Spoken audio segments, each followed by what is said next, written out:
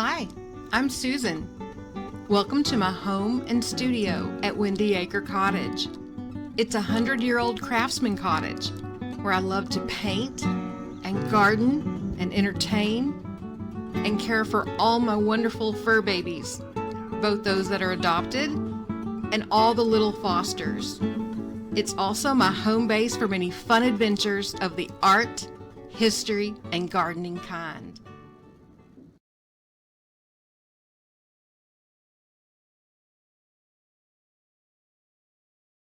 Hey, and welcome back. I'm Susan. We're learning how to paint in 5 steps. And today we're going to talk more about the value study.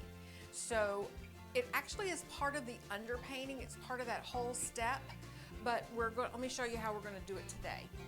First of all, you want to set up your easel with your canvas. You want to have your reference photo readily available. You need to have a brush, wash your cup of water, your palette with all your paint already put out, and paper towels.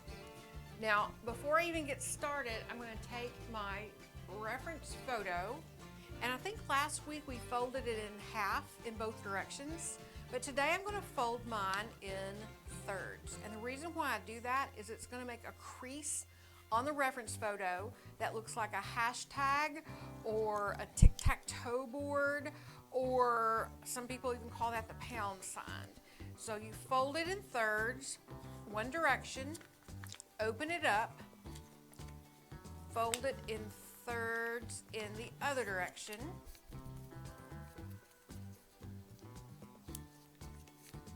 and when you open it up, you're going to see the creases are going to make 9 equal boxes.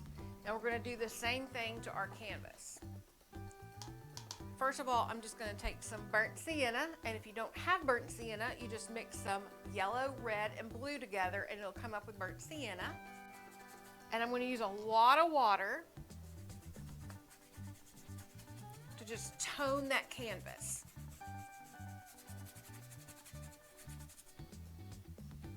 More water than paint. We're just knocking off that stark, bright, white color of the canvas.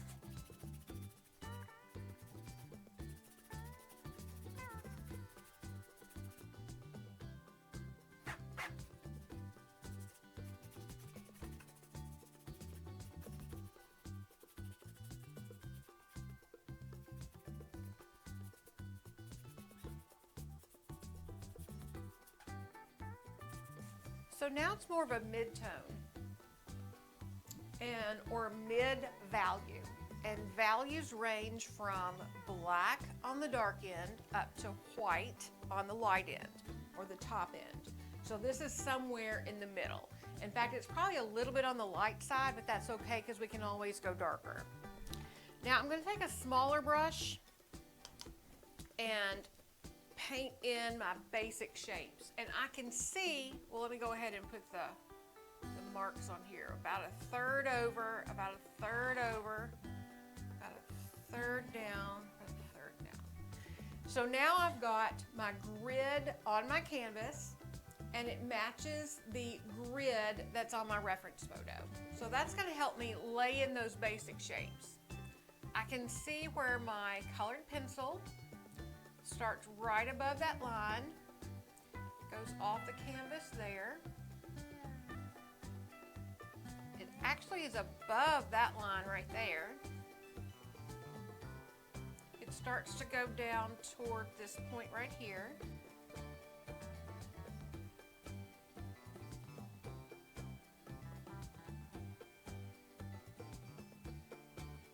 There is a occlusion shadow right underneath there. And there's also a really light highlight right there.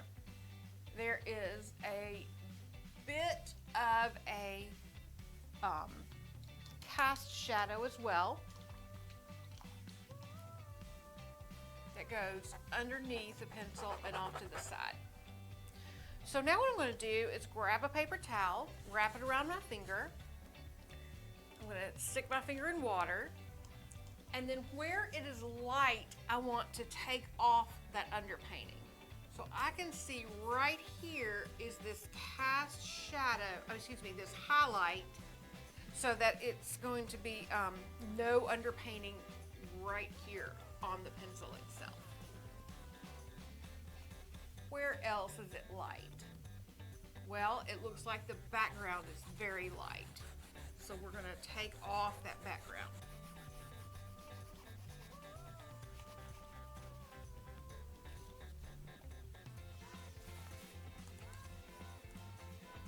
And you might as well go ahead and invest in paper towels now because we go through a lot of them.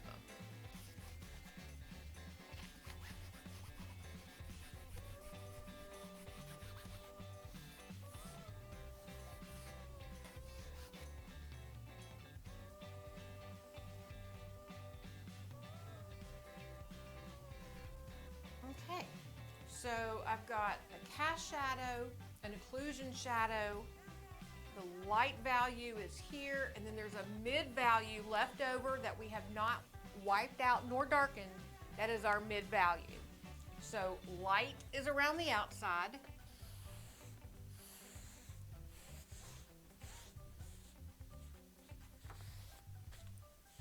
The mid value is something we've not touched.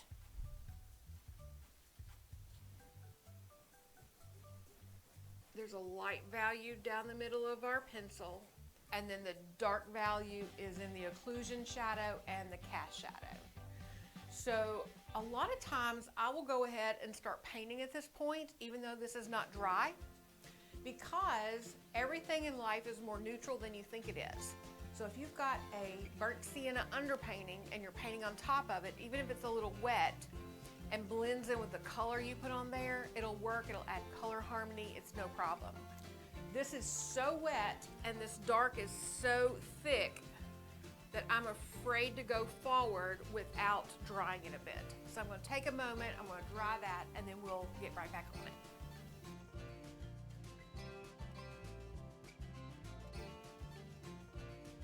Okay, so now we have that fairly dry, not completely, but fairly dry. It's good to go. Step number one was to paint the underpainting, the whole thing in burnt sienna.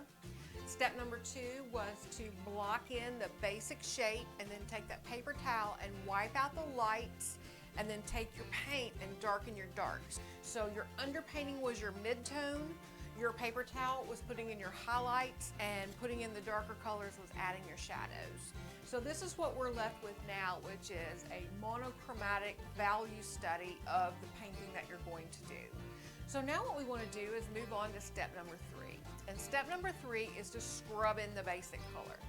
So this clearly is a pink pencil, and we're all taught in kindergarten how to make pink. You know, it's red and it's white. But when you do that, a lot of times you're going to get like a very soft baby pink. And many times you have to start with a rose color to be able to get this nice, vibrant, dark pink. And I was always taught that you could mix any color in the world with three primary colors, red, yellow, and blue. But what they don't tell you is that it depends on the red that you start with, depending on what kind of pink you're going to get with it when you put white with it. So you cannot get a dark, dark pink mixing red and white. It's almost impossible. So what you need to do is start with a rose or a magenta and then add a little white to that. And I've got that here on my palette, and it's not a bad color just right out of the tube. This may be a little cooler, so I might want to add a little yellow to warm it up.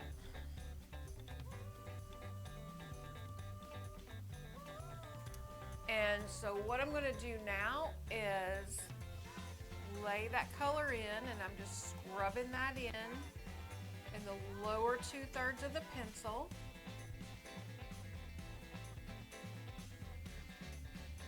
And notice how I'm holding the brush. It's like a baton, like you're leading an orchestra.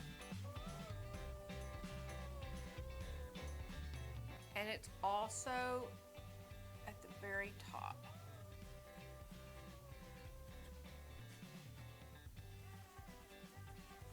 Can you hear that scrub? That's a scrub in when you can hear it like that. Now we can scrub it in, or we can intentionally lay in the strokes where you can actually see the strokes. Whatever you want to do, we're just putting in our basic color. And you may have noticed I went above my line just a little bit because I'm wanting to reshape that shape. There we go.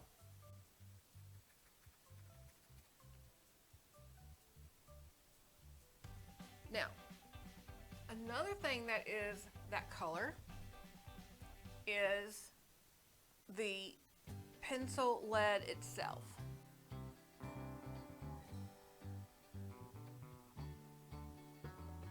Now is not the time to put in any detail, but because I need to mix some colors using this, I'm going to go ahead and throw in a little detail. You may notice that the very tip of that pencil lead is darker. So I'm going to take some of that pink, add the tiniest bit of blue to it,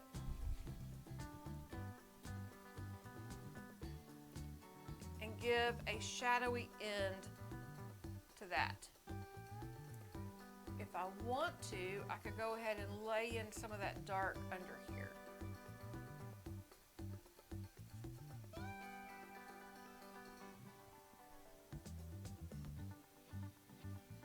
Okay, and I'm going to clean my brush.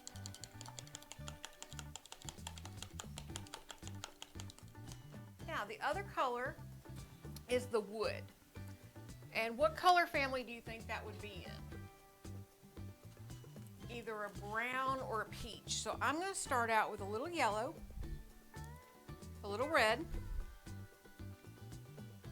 maybe a little bit of that burnt sienna, and white because it's very light. Mix that up on the palette and then hold it up. Okay, I need to go lighter and a little redder.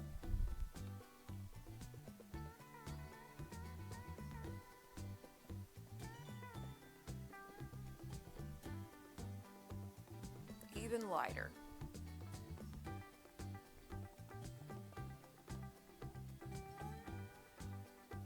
Pretty close.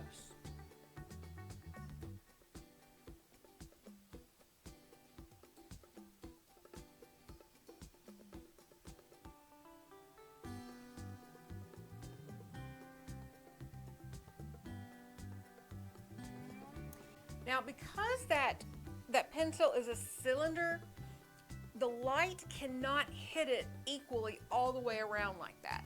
So I'm going to take my local color, which is that peachy color.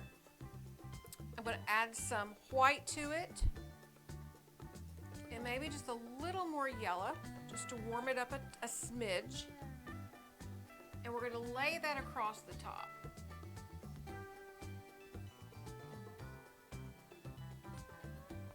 I may even make it a little bit lighter than that.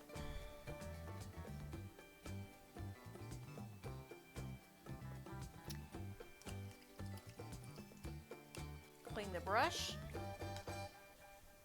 And then I'm going to take that basic color and add just a tiny bit of blue to it. Doesn't take much. If you overdo it, you may have to go back and remix, but you want it a little bit darker and a little bit cooler down here near the bottom. As it's coming around.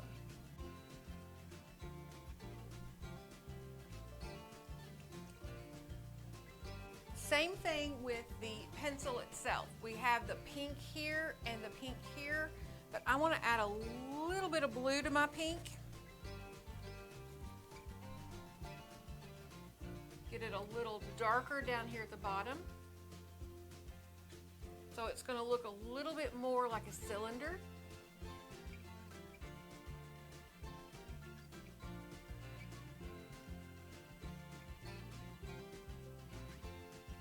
We can add a little bit of that to the lower part of your pencil lead.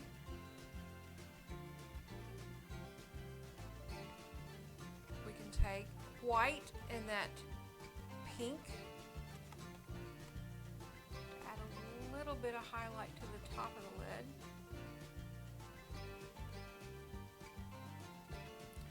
little bit of a highlight to the top of the pencil itself, where it's catching the light.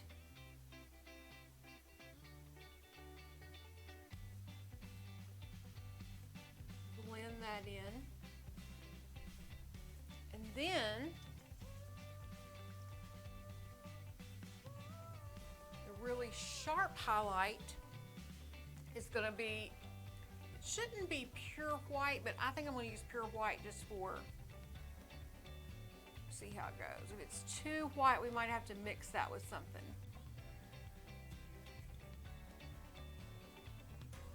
Yeah, I think I'm going to mix it a little bit.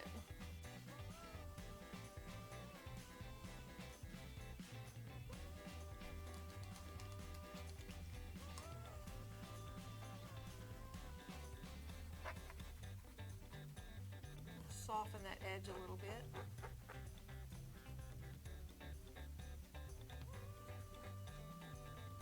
Might even use a paper towel to soften the edge a little bit. But do you see how it's going from a two-dimensional shape into a three-dimensional form now? It's looking more like not a sphere, but a cylinder.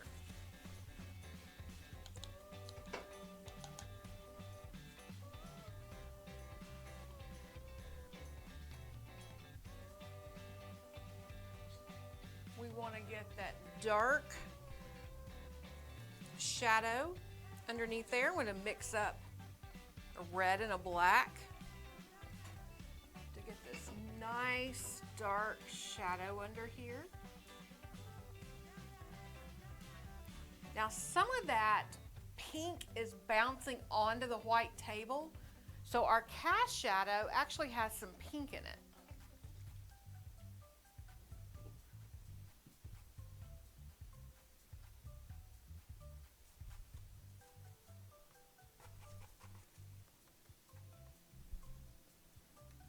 Just added some white to that black and red.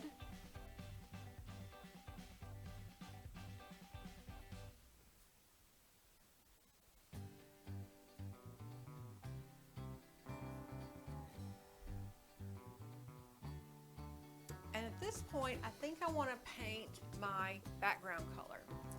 Now, what I don't want to do is just white straight out of the tube. We rarely use our paint neat, just straight out of the tube, very rarely. So we're gonna have to mix up a white to go with that. And I'm gonna use a little bit of a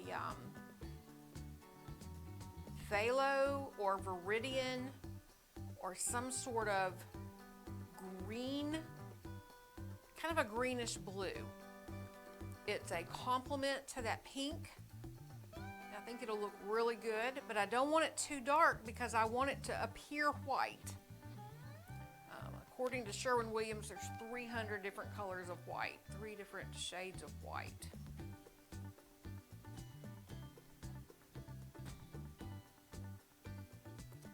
And I may even carve in some of my negative shape as I'm laying that in.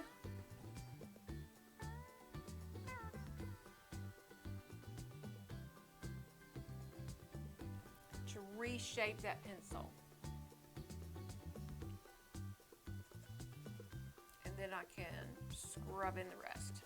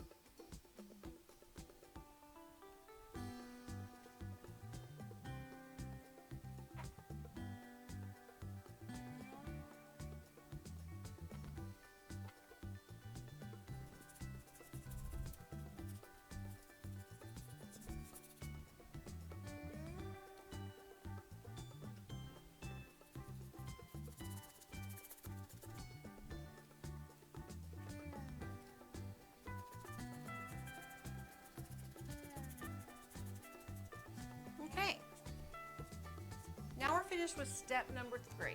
Step number 1 was the underpainting. Step number 2 was the block in of the basic shapes and the basic values. Step number 3 was the scrub in of the basic color. And now we're ready to go to step number 4, which is our magic stage. This is where it goes from a pretty picture to a masterpiece. And sometimes when you're at this stage, there's a lot to do. Other times, there's not a whole lot to do. But as the artist, you get to decide what that is. So what I would like for you to do is step away from your canvas, go get a snack, go fix something to drink, take a walk around the block, watch some TV, read a book. 30 minutes, come back with fresh eyes. Because when you come back with fresh eyes, you're going to see things that you don't normally see when you've been staring into your canvas this long.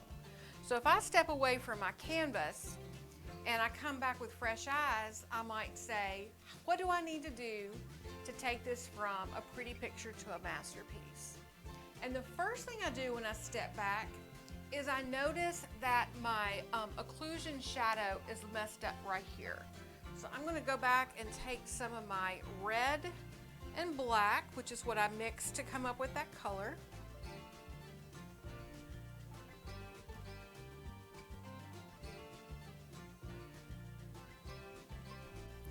And fix that occlusion shadow.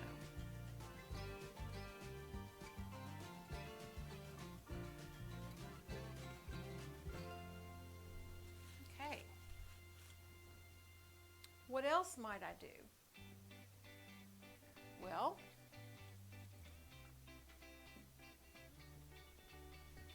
I do notice that the pink kind of goes around the pencil a little bit. So I may want to add a little bit of that in there on both ends.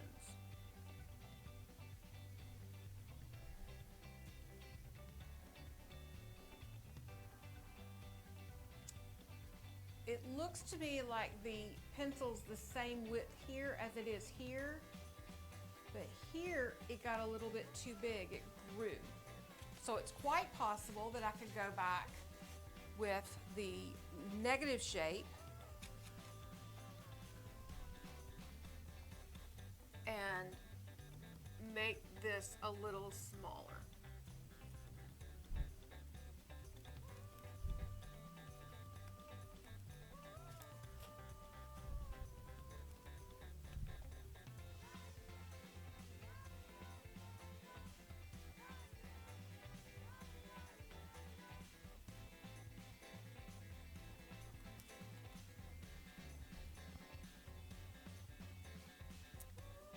Now when I get this to be where I want it to be, although I do see a little something else.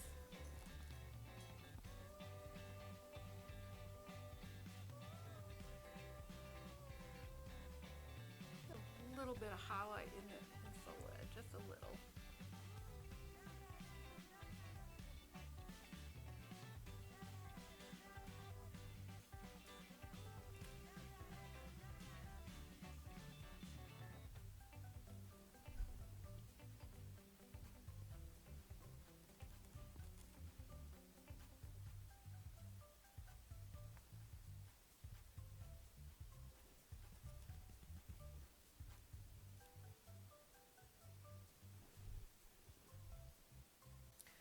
Whenever I get my painting to where I'm happy with it, I'm ready to go to the next step, then we have to go to step number 5. And step number 5 is simply signing your name. But what I want you to learn how to do is to sign your painting with a brush. Now, I know many of you are smarter than me, and you know you can go buy a paint pen and you can just sign your name right on there. If you're going to use a pen at all, I'd rather you sign the back of your painting. It can be your name, the title of the painting, the date you painted it. But if you're going to sign the front of it, you really want to do it like artists do it, for real. And that is using a regular brush. And I use the tiniest of brushes for my signing brush. It's probably a 00. You pick the color that you want to use. You add a lot of water to it to get it an ink-like consistency. You see there? And then you twist your brush to get a nice sharp point. And then using your arm to lean your hand on, your downstrokes are easier, so if you need to, you can paint your name using downstrokes. And you want to paint your name as small as possible.